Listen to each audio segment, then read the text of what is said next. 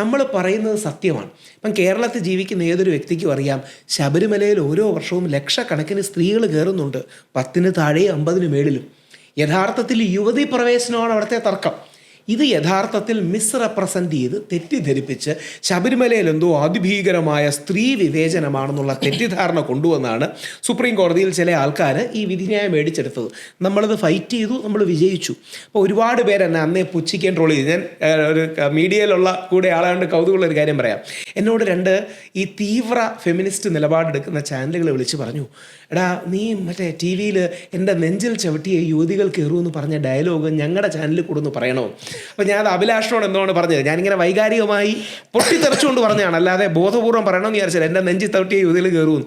ഞങ്ങളുടെ ചാനലിൽ കൂടെ ഒന്ന് പറയണോ? ഞാൻ ചോദിച്ചാൽ അതെന്താ അങ്ങനെ പറയണേ? അല്ല, എന്തായാലും നിങ്ങൾ തോക്കും. അപ്പം തോക്കുമ്പം ഈ ഡയലോഗ് നമുക്ക് ഫുട്ടേജ് ആയിട്ട് വേണം, അതിനെ ട്രോൾ ചെയ്യാനാണ്.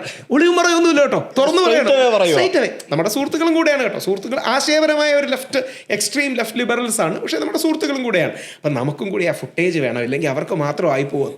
അന്ന് ഞാൻ ചിരിച്ചിട്ട് അവരുടെ ചാനലിൽ ചെന്നും പറഞ്ഞു. അതിൻ്റെ കാരണം ഈ സത്യം പറയുമ്പോൾ അത് ജയിക്കും എന്ന് വിശ്വാസമുള്ളൊരു വ്യക്തിയാണ്.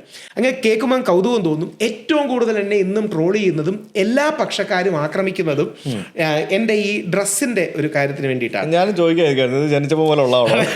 ഇത് ഞാൻ ഡിസൈൻ ചെയ്യുന്ന ജാക്കറ്റാണ്. ഞാൻ ഇതേപോലെ ബ്ലാക്കിലും കാമോഫ്ലാഷിലും ഡിസൈൻ ചെയ്യുന്നുണ്ട്. ഞാനൊരു ചോദ്യം തിരിച്ചു ചോദിച്ചുകൊണ്ട് തുടങ്ങാം. അങ്ങയുടെ ഇന്റർവ്യൂ തിരിച്ചു ചോദിച്ചുകൊണ്ട് നമ്മൾ സ്കൂളിൽ പഠിക്കുന്ന പോഡ്കാസ്റ്റിൽ തിരിച്ചു ചോദിച്ചുകൊണ്ട് തുടങ്ങാം. നമ്മുടെ മക്കളും സ്കൂളിൽ പഠിക്കുന്നത് ഈ ഇന്ത്യയുടെ ഫ്ലാഗ് ഇതാണ്.